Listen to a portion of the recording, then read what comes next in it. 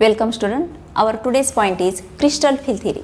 Actually हा part आपला reduce केला आहे या वर्षीच्या सिलेबसमधून, परंतु कदाचित त्यावर तुम्हाला क्वेश्चन हा JEEमध्ये विचारू शकतात किंवा नीटमध्ये येऊ शकतो. त्यामुळे आपण हाही पॉईंट आपण एक्सप्लेन करणार आहोत. मागच्या लेक्चरमध्ये आपण व्हॅलन्स बॉन्ड थिअरीबद्दल बघितलं. Valence bond theory, the interaction between metal and ligand is coordinate covalent type of bond is formed.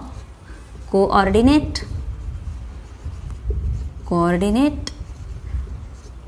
covalent type of bond is formed between metal and ligand. Metal provides vacant hybrid orbitals for accepting the electrons from the ligands, and there is an interaction between vacant hybrid orbitals of metal and field orbitals of ligand, and there is a formation of coordinate type of bond. But according to crystal field theory, the interaction between metal and ligand is purely electrostatic.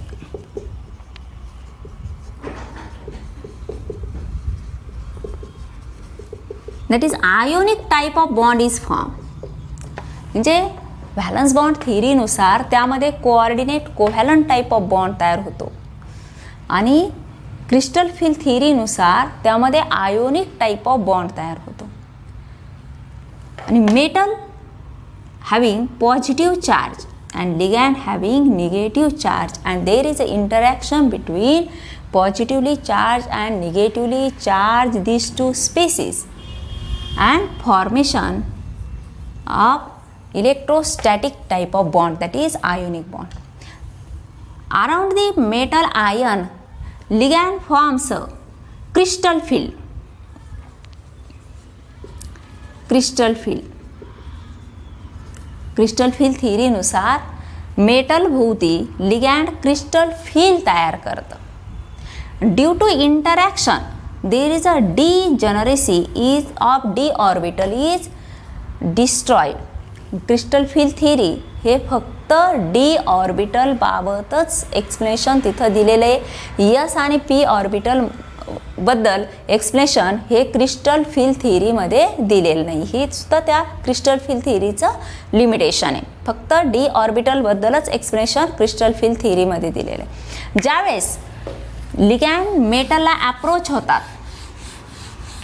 Ligand हे मेटलला approach होतात, त्यावेळेस तिथं दोन charges तयार होतात, positive charge आणि negative charge, आणि त्यामुळे तिथं आयोनिक टाईप ऑफ बॉन्ड तयार होतो. ज्यावेळेस लिगॅंड अप्रोच होतात आणि degeneracy of d orbital, this is d orbital having 5 degenerate orbitals, that is dxy, dyz, dxz, dx square y square and dz square. हे 5 degenerate orbital. In presence of ligand, it is converted into two groups, that is Eg group and T2G group. Eg group contains two orbitals, that is dx square y square and dz square, while T2G group contains three orbitals, that is dxy, dyz, dxz. जे dx square y square on the axis असणारे orbitals आणि dxy, dyz, dxz हे between the axis. जसं आपण structure बघितलं होतं, हे x Y आणि झेड ॲक्सिस असेल तर बिटवीन द ॲक्सिस म्हणजे हे एक्स वाय आणि झेड ह्यांच्यामध्ये बिटवीन द ॲक्सिस असणारे ऑर्बिटल्स. आणि D x square Y square आणि डी झेड स्क्वेअर, आपण हे एक्स वाय जर कन्सिडर केलं तर एक्स आणि वाय ॲक्सिसवर असणारे ऑर्बिटल्स हे डी झेड स्क्वेअर असे आपण त्याचे स्ट्रक्चर दाखवतो डी ऑर्बिटल्सचे. तर त्याचं स्प्लिटिंग होतं, त्याची डिजनरेसी डिस्ट्रॉय होते.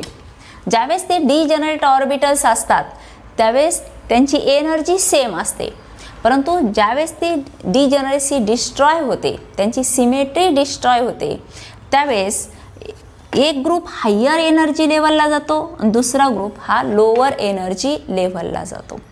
मग आता हाय एनर्जीला कुठला ग्रुप असणार आणि लोअर एनर्जीला कुठला ग्रुप असणार हे कशावर अवलंबून असणार, तर त्याच्या geometry of the molecule. Geometry of molecule and the energy higher or lower than the hypothetical energy of degenerate orbitals. Hypothetical, that is imaginary.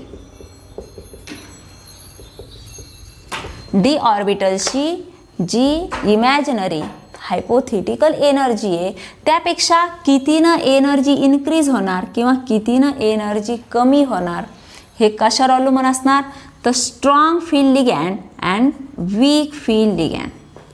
आता स्ट्रॉंग फील्ड कोणाला म्हणायचं, तर जे लिगॅन्ड्स कार्बन, नायट्रोजन किंवा फॉस्फरस हे त्याचे डोनर ग्रुप्स असतील, carbon, nitrogen किंवा फॉस्फरस हे डोनर ग्रुप असतील त्यांना स्ट्रॉंग फील्ड लिगॅन्ड असं म्हटलं आहे.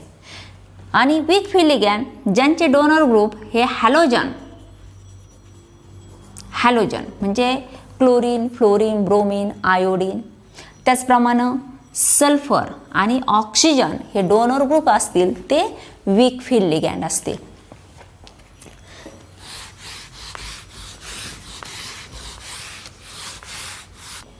अशा प्रकारे येते carbon monoxide having more splitting energy than cyanide, it is more than ethylene diamine, it is greater than NH3, greater than EDTA, it is greater than H2O, H2O is greater than C2O4 2 minus, it is greater than OH minus, then F minus, S2 minus, then Cl minus, it is greater than SCl, it is greater than Br minus, greater than I minus, means I minus having lowest splitting energy while carbon monoxide having highest splitting energy. Therefore carbon monoxide, cyanide, ethylene diamine, NH3 and EDTA are considered as strong field ligand while remaining are considered as weak field ligand. ज्यांचा donating group हा carbon त्यानंतर nitrogen असतो, carbon, nitrogen आणि त्याचप्रमाणे phosphorus असतो, त्यांना strong field लिगॅन्ड असं म्हटलंय. आणि त्या व्यतिरिक्त ऑक्सिजन, सल्फर आणि हॅलोजन असतात त्यांना वीक फील्ड लिगॅन्ड असं म्हटलंय.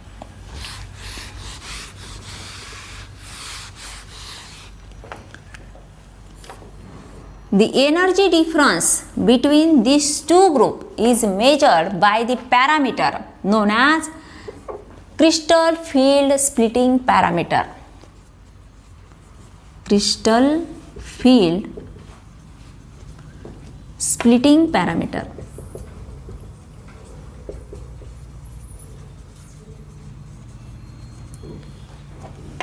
Denoted by delta or 10 dq. ह्या दोन्ही ग्रुपमधील जे अंतर आहे, दोन्हीचा डिफरन्स आहे, एनर्जी डिफरन्स आहे, त्याला म्हणतात क्रिस्टल फील्ड पॅरामीटर आणि तो असतो डेल्टा और 10 dq. मग delta O for octahedral, T for tetrahedral. and this is hypothetical degeneracy energy for the d orbital. ही त्याची इमॅजिनरी हायपोथेटिकल ज्यावेळेस त्याची डिजनरेसी सेपरेट ग्रुपमध्ये ज्यावेळेस त्याची विभागणी होत नाही त्यावेळेस असणारी एनर्जी. आणि मग एनर्जी कितीनं इन्क्रीज झाली किंवा एनर्जी कितीनं डिक्रीज झाली हे ह्या त्या वीक फील्ड लिगॅन्ड किंवा स्ट्रॉंग फील्ड लिगॅन्डवर अवलंबून असणार. When it is that d orbital is splitted into two groups, It forms a two groups, that is EG and T2G. EG group contains only two orbitals, degenerate orbitals, that is dx square y square and dz square, while T2G group contains three degenerate orbitals, that is dx square y square, dxy, dyz and dxz, means orbitals on the axis and orbitals between the axis.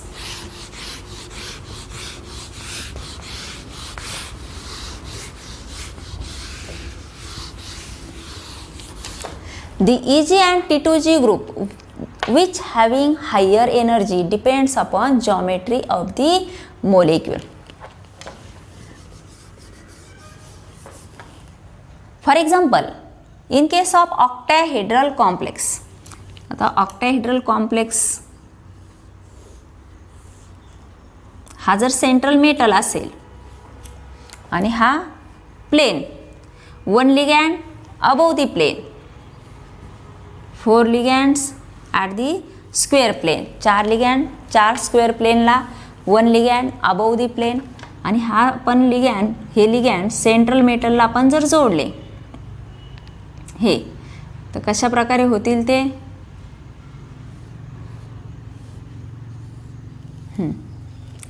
आणि हा ligand below the plain.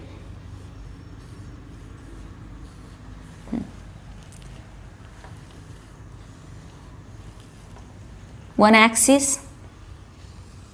another axis, third axis, that is x axis, y axis and z axis.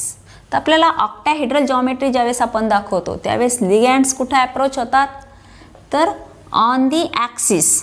लिगॅंड्स आपल्याला ॲक्सिसवरती दिसतात. ज्यावेळेस लिगॅंड्स ॲक्सिसकडून approach होतात त्यावेळेस ते जे ॲक्सिसवरती ऑर्बिटल्सचे group आहे त्यांची एनर्जी इन्क्रीज होते. मग ॲक्सिसवरती कुठले ऑर्बिटल्स आहे, D x square Y square D Z square म्हणजे EG ग्रुप. मग EG ग्रुपला काय असणार, हायर एनर्जी, आणि मग बिटवीन दी ॲक्सिस जे असतील त्यांना लोअर एनर्जी. मग लोअर एनर्जी असणार DXY, DYZ आणि DXZची लोअर एनर्जी असणार. T2G ग्रुपसाठी lower energy.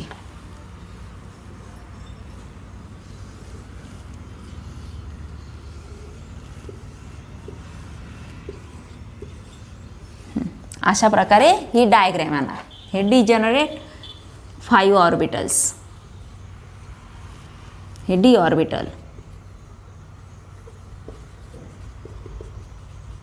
D orbital in absence of ligand, in absence of ligand. Ligand ज्यावेळेस नसतो त्यावेळेस त्यांची डिजनरेसी असते, सेम एनर्जी असते. आणि this is splitting of degeneracy, degeneracy destroy, splitting of D orbital in presence of ligand.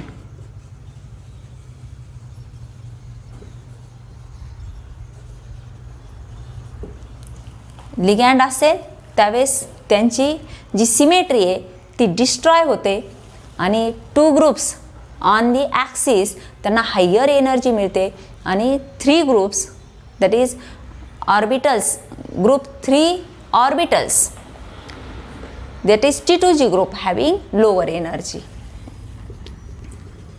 Means energy increases for EG, that is 0.6 delta O for octahedral or by 6 dq, and energy decrease for T2G group by 0.4 delta O or by 4 dq.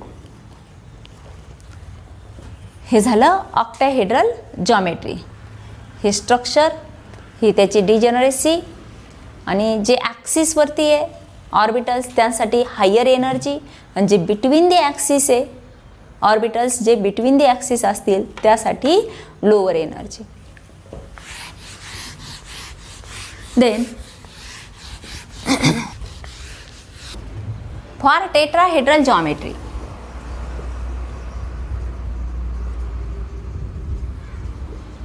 Tetrahedral geometry. Tetrahedral geometry आपण shape कसा दाखवतो, आपल्या साईडनं प्लेनमध्ये आणि एक back साईडनं, एक वरच्या बाजूला, एक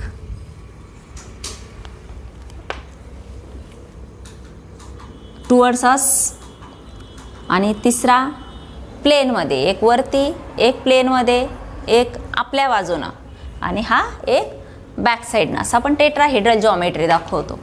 हा वरच्या बाजूला, हा प्लेनमध्ये, हा थोडासा फॉरवर्ड डायरेक्शननं आणि हा बॅकवर्ड डायरेक्शननं. मग आता तेच आपल्याला आपण इथेही दाखवू शकतो इन ॲक्सिस.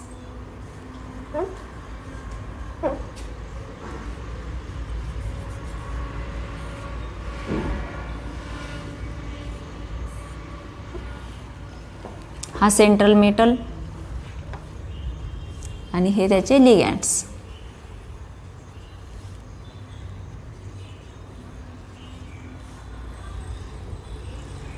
हा वरच्या साईडला, हा टुवर्ड्स अस, हा प्लेनमध्ये आणि हा बॅक साईडला, टेट्राहेड्रल जॉमेट्री.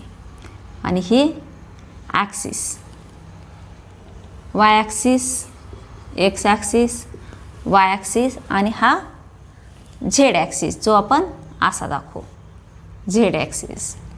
तर काय दिसतंय आपल्याला, हे जे लिगॅंड्स आहे हे कुठेही ॲक्सिसवरती नाही आहे. असा ॲक्सिस आपण असा दाखवलेला नाही, एक्स वाय आणि क्रॉस झालेला झेड, एक्स वाय आणि क्रॉस झालेला त्याला झेड ॲक्सिस असा दाखवलं.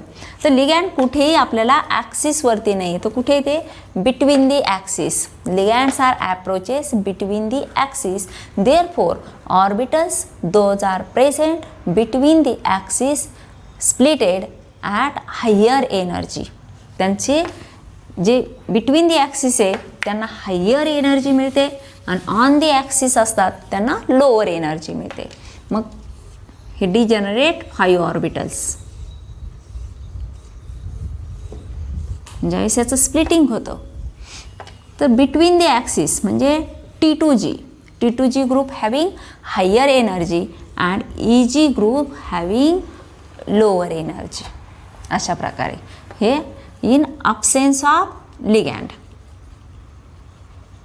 Absence of ligand, there is a degenerate 5 orbitals, d orbital, degenerate orbital of d orbital, and this is destroyed. Degeneracy of d orbital is destroyed in presence of ligand. The orbitals those are present between the axis. Because ligands are approaches between the axis, therefore there is electrostatic interaction takes place due to these point charges. They are splitted and the groups those are present between the axis having higher energy, and groups d orbitals those are present on the axis acquires lower energy. This is hypothetical energy level, and this is increased by 4 dq and this is decreased by 6 dq, that is 0.4 delta t and or 0.4 delta t and 0.6 delta t, t for tetrahedral geometry.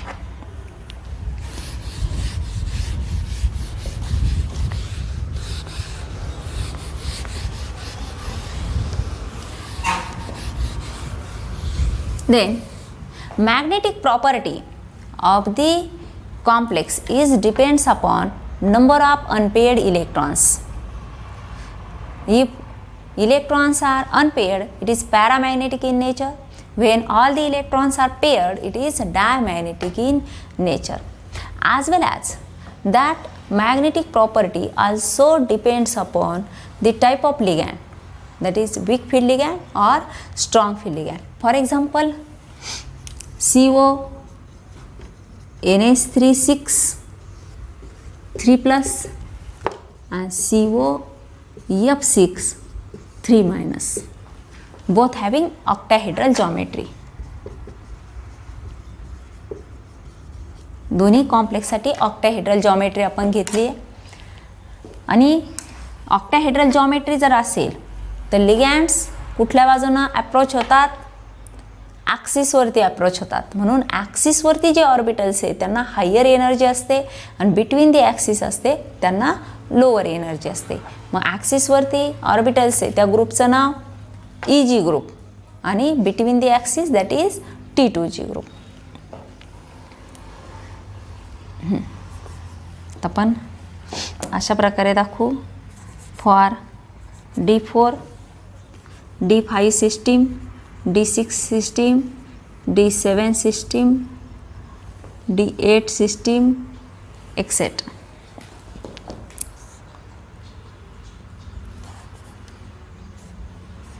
Higher that is EG, lower that is T2G.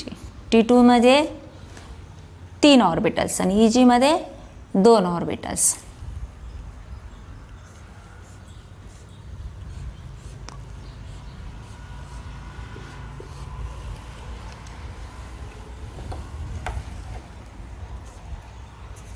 D4, D5, D6, D7, D8.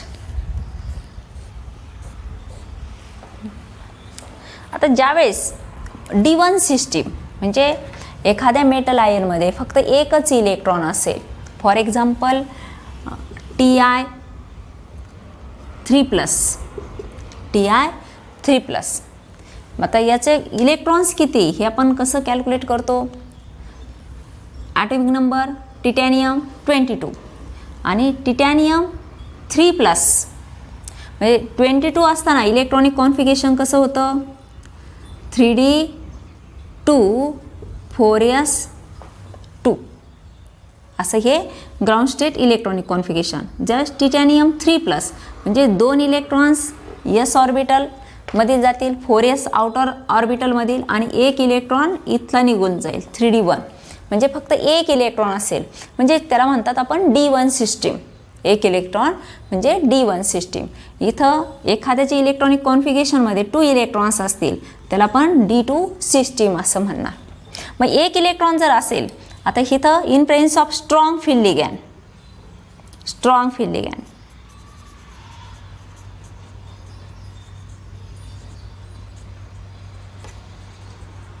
and in presence of weak field ligand.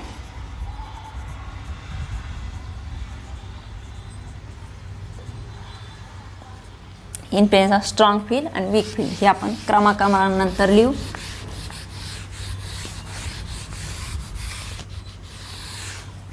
T2G आणि हा EG group, T2G आणि EG group कशासाठी बघतोय आपण ऑक्टाहेड्रलसाठी. ऑक्टाहेड्रलसाठी EG ग्रुपला higher energy, T2G ग्रुपला lower energy. In presence of strong field ligand, in presence of weak field ligand. F कसा आहे fluorine weak field ligand, NH3 हा स्ट्रॉंग फील्ड लिगॅंड. आता D1 सिस्टीम असेल, D ऑर्बिटलमध्ये फक्त एकच इलेक्ट्रॉन असेल तर दोन्ही कसे असतील सेम असतील, पॅरामॅग्नेटिक असतील. त्यानंतर D2 सिस्टीम असेल, D2 सिस्टीममध्ये सुद्धा 2 electron according to Hund's rule आपण अशा प्रकारे फिलिंग करतो. आता हे आपण नेहमी दाखवताना आपण अशा प्रकारे दाखवतो किंवा बॉक्स डायग्राममध्ये दाखवतो. इलेक्ट्रॉन्स कसे दाखवतो बॉक्स डायग्राममध्ये किंवा सर्कलमध्ये दाखवतो. तेच फक्त मी सर्कल किंवा बॉक्स न वापरता फक्त लाईन्स दाखवलेला आहे, एवढाच फरक केला आहे. त्यानंतर D3 सिस्टीम असेल तर D3 सिस्टीमसाठी सुद्धा सेम इलेक्ट्रॉनिक कॉन्फिगरेशन आपण दाखवतो. परंतु D4 सिस्टीमपासून इलेक्ट्रॉनिक कॉन्फिगरेशन मात्र याचं चेंज होईल. हे फिलिंग ऑफ इलेक्ट्रॉन्स हे चेंज होत राहील. मग D4 सिस्टीमसाठी जर स्ट्रॉंग फील्ड लिगॅंड असेल, आता बघा आपण काय सांगितलं EG साठी हायर एनर्जी, T2G साठी लोअर एनर्जी.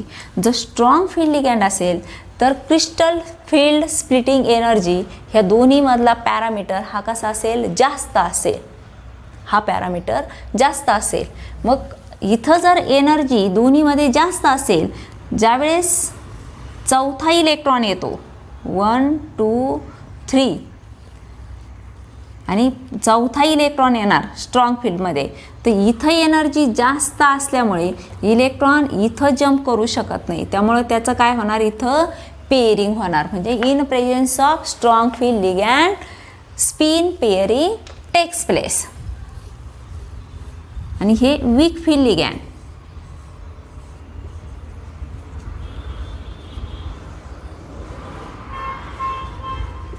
आणि वीक फील्ड लिगॅंडमध्ये हा जो पॅरामीटर आहे एनर्जी पॅरामीटर, हा कसा असतो, कमी प्रमाणात असतो, लोअर. म्हणून इलेक्ट्रॉन कुठं जम्प करल, EG ग्रुपमध्ये जम्प करल. त्यानंतर D5 सिस्टीम असेल तर इलेक्ट्रॉन पुन्हा इथं पेअरिंग करल, ही एनर्जी जास्त असल्यामुळे इथं इलेक्ट्रॉन ह्या ठिकाणी येईल. म्हणजे इथं 1 अनपेड इलेक्ट्रॉन येईल, magnetic property due to 1 unpaired electron, here magnetic property due to 5 unpaired electron. त्यानंतर D6 system, all electrons are paired. Here only one electron is paired. Therefore, this is diamagnetic, this is paramagnetic. D6 system असेल, complex दोन्ही octahedral असतील, परंतु इथं strong field ligand असेल आणि इथं weak field ligand असेल, तर हे डायमॅग्नेटिक असेल, हे पॅरामॅग्नेटिक असेल. त्यानंतर D7 सिस्टीमसाठी, D7 सिस्टीमसाठी इलेक्ट्रॉन इथं येईल आणि इथं इलेक्ट्रॉन मात्र पुन्हा लोअर एनर्जीला असेल. म्हणजे इथं 1 अनपेड इलेक्ट्रॉन असेल, इथं 3 अनपेड इलेक्ट्रॉन असेल. त्यानंतर D8 सिस्टीमसाठी 2 unpaid electron, here 2 unpaired electron. D9 system 1 unpaired electron, इथं सुद्धा 1 अनपेड इलेक्ट्रॉन. आणि D10 सिस्टीमसाठी पुन्हा सेम. म्हणजे चेंज कुठं येतो, D4, D5, D6 and D7 सिस्टीमसाठी मात्र यांची मॅग्नेटिक प्रॉपर्टी चेंज होते. जरी जॉमेट्री सेम असेल तरीसुद्धा मॅग्नेटिक प्रॉपर्टी मात्र चेंज होत राहते. Then about colour. Valence bond theory does not explain about the color of the complex, but crystal field theory gives explanation about color of the complex. For example, TiS2O6 3+ complex.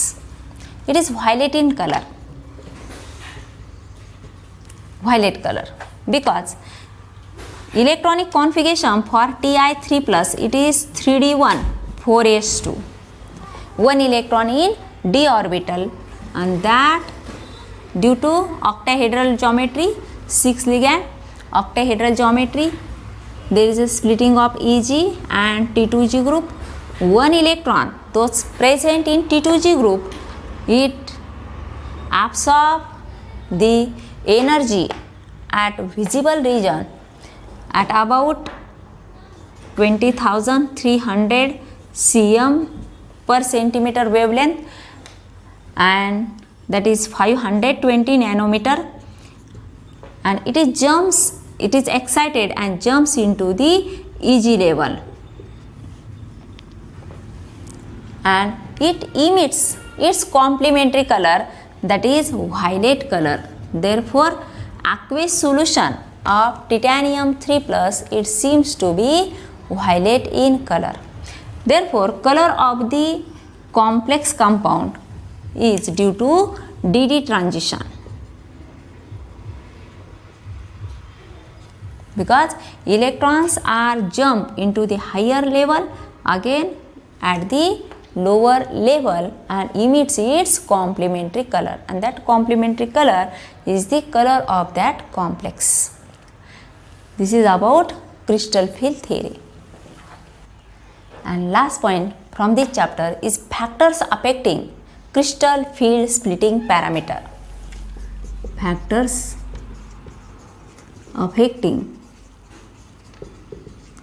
crystal field parameter, that is value of magnitude of delta. First, nature of ligand.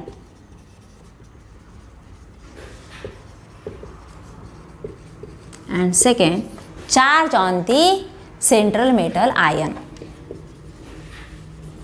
Charge on central metal ion.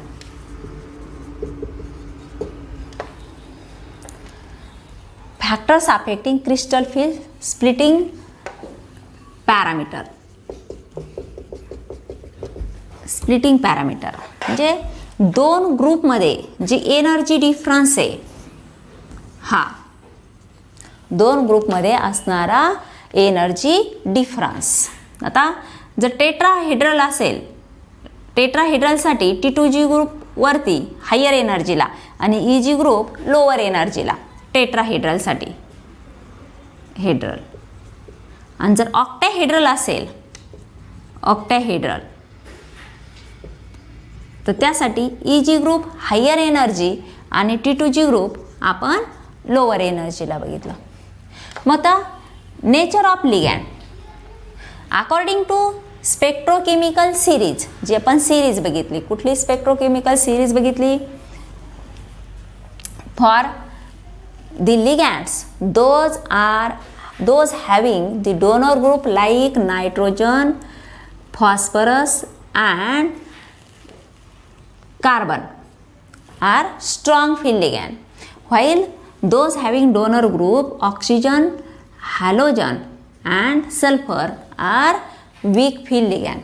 मग आपण spectrochemical सिरीजची arrangement केली in increasing order.